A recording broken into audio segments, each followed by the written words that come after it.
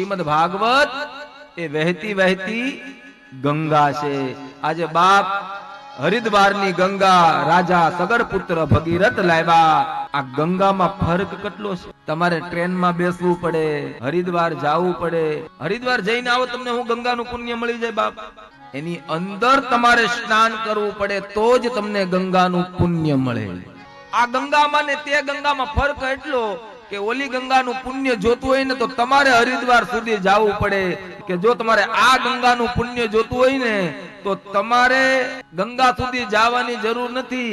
આ કથા ગંગા એવી છે કે એ તમારા ગામ સુધી આવે છે બાપ। બસ માત્ર તમારે તો સ્નાન કરવાનું છે।